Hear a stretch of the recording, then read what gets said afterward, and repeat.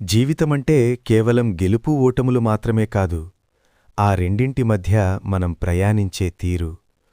వాస్తవానికి దగ్గరగా మనసుని హత్తుకునేలా ఉండే కొన్ని మాటలు ఇప్పుడు వినండి. జీవిత సత్యం, ఒక వాస్తవ దృక్పథం. ప్రతిరోజూ ఒక యుద్ధం కాదు, ఒక పాఠం. మనమనుకున్నది అనుకున్నట్టు జరగనప్పుడు కోపం రావడం సహజం. కాని వాస్తవమేమిటంటే ప్రపంచం మన చుట్టూ తిరగదు.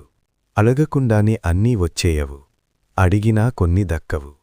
ఆ దక్కని వాటి గురించి బాధపడటం ఆపి మన దగ్గర ఉన్నవాటితో కొత్తగా ఎలా మొదలుపెట్టాలో నేర్చుకోవడమే నిజమైన ఎదుగుదల. పరిచయాలు విఎస్ బంధాలు. ఈ డిజిటల్ యుగంలో వందల మంది పరిచయస్తులు ఉండొచ్చు, కాని మన కన్నీటి వెనక ఉన్న అర్థాన్ని తెలుసుకునే ఒక్క వ్యక్తి ఉన్నా అది గొప్పే.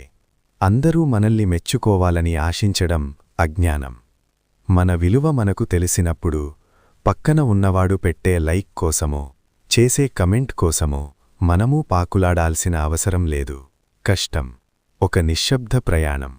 విజయం వచ్చినప్పుడు చప్పట్లు కొట్టడానికి ఊరంతా వస్తుంది, కాని ఆ విజయం వెనుక ఉన్న నిద్రలేని రాత్రులు, అవమానాలు, కన్నీళ్లు కేవలం మనకు మాత్రమే తెలుస్తాయి.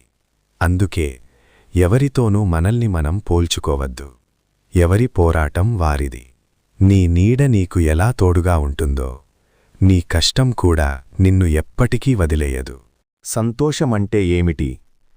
పెద్ద కారు, ఖరీదైన ఇల్లు సంతోషాన్నిస్తాయేమో కాని ప్రశాంతతను ఇవ్వలేవు. మనసు నిండా ప్రశాంతంగా నిద్రపోగలిగిన వాడే ఈ లోకంలో అత్యంత ధనవంతుడు. ఎదుటివారి ఎదుగుదల చూసి అసూయపడకుండా మన స్థాయిని మనం ఎలా పెంచుకోవాలో ఆలోచించిన రోజే మనము నిజమైన మనుషులమవుతాం. ముగింపు మాట: డబ్బు ఈరోజు ఉంటుంది, రేపు పోతుంది. కాని నువ్వు సంపాదించుకున్న పేరు, నువ్వు పలకరించే తీరు, నీ వ్యక్తిత్వం ఇవే నీతో ఎప్పటికీ నిలుస్తాయి. గతాన్ని తలుచుకుంటూ కూర్చుంటే కాలం కరిగిపోతుంది.